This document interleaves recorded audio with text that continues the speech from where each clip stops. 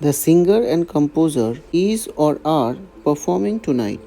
ইংরেজি grammar practice করতে গিয়ে বা চাকরির পরীক্ষা দিতে গিয়ে এরকম কিছু প্রশ্নের সম্মুখীন আমাদের হতেই হয়। স্বভাবতই ইংরেজি গ্রামারের বেসিক রুলস অনুযায়ী আমাদের মনে হতেই পারে দুজন ব্যক্তি অর্থাৎ প্লুরাল সাবজেক্ট অর্থাৎ ভার্বও প্লুরাল হবে অর্থাৎ আর হবে, কিন্তু প্রশ্ন হচ্ছে আসলে কি আর হবে?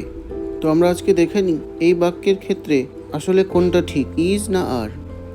ফার্স্ট সেন্টেন্সে the singer and composer is performing tonight এবং পরবর্তী সেন্টেন্সে the singer and the composer are performing tonight.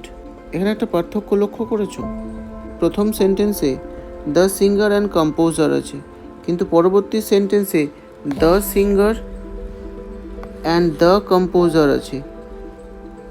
অর্থাৎ এই দুটো দা ব্যবহার করে আমরা দুটো ভিন্ন ব্যক্তিকে বোঝাই, কিন্তু প্রথম সেন্টেন্সে দ্য সিঙ্গার অ্যান্ড কম্পোজার অর্থাৎ একই ব্যক্তি যিনি একই সঙ্গে সিঙ্গার এবং কম্পোজারও, তাই সাবজেক্ট একজনই, তাই সিঙ্গুলার ভার্ব ইজ ব্যবহার করা হয়েছে। কিন্তু দ্বিতীয় ক্ষেত্রে যেহেতু দুজন আলাদা ব্যক্তিকে বোঝানো হয়েছে দুটি দা ব্যবহার করে, সেই জন্য দুজন আলাদা ব্যক্তির জন্য প্লুরাল সাবজেক্টের জন্য প্লুরাল ভার্ব ব্যবহার করা হয়েছে। আশা করি বিষয়টি বোঝা গেছে। এরকম কিছু এক্সাম্পল আমরা আরো দেখে নিই। যেমন এই সেন্টেন্সটিতে the author and editor is speaking at the seminar. তো এখানে ইজ ব্যবহার করা হয়েছে কারণ লেখক ও সম্পাদক একই ব্যক্তি, তাই আমরা সিঙ্গুলার ভার্ব ইজ ব্যবহার করছি। পরবর্তী সেন্টেন্সেও দ্য অ্যাক্টর অ্যান্ড প্রডিউসার এখানে একজন ব্যক্তি, এখানে অভিনেতা ও প্রযোজক একই ব্যক্তি, তাই সিঙ্গুলার ভার্ব ওয়াজ ব্যবহার করা হয়েছে। পরবর্তী বাক্যে the singer and the composer are performing tonight. তো এখানে দেখো দুটো দা ব্যবহার করা হয়েছে, অর্থাৎ এখানে দুজন আলাদা ব্যক্তির কথা বোঝানো হয়েছে। যেহেতু সাবজেক্ট প্লুরাল হয়ে যাচ্ছে, তাই আমরা ভার্বও প্লুরাল ব্যবহার করছি। পরবর্তী সেন্টেন্সে the author and the editor are speaking at the seminar, এখানেও লেখক ও সম্পাদক দুজন আলাদা ব্যক্তি, তাই ভার্ব আর ব্যবহার করা হয়েছে। পরবর্তী সেন্টেন্সে দেখো the actor and the producer were invited, এখানে অভিনেতা ও প্রযোজক দুজন ভিন্ন ব্যক্তি বোঝানোর জন্য দুটি দা ব্যবহার করা হয়েছে, তাই আমরা প্লুরাল ভার্ব ওয়্যার ব্যবহার করছি। বিষয়টি যদি তোমাদের বোঝা গিয়ে থাকে তাহলে চলো নিচের এই এক্সারসাইজটি কমপ্লিট করার চেষ্টা করি। যেমন এখানে প্রথম সেন্টেন্সে আমরা দেখতে পাচ্ছি দ্য পোয়েট অ্যান্ড ফিলসফার।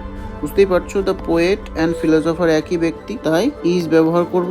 পরবর্তী সেন্টেন্সে দেখো the poet and the philosopher অর্থাৎ দুজন আলাদা ব্যক্তি, তাই এখানে আমরা আর ব্যবহার করব। দ্য ওনার অ্যান্ড ম্যানেজার একজন ব্যক্তি, তাই এখানে আমরা ইজ অ্যাবসেন্ট টুডে লিখব। পরবর্তী সেন্টেন্সে the owner and the manager দুজন ভিন্ন ব্যক্তি, তাই আমরা আর অ্যাবসেন্ট টুডে লিখব।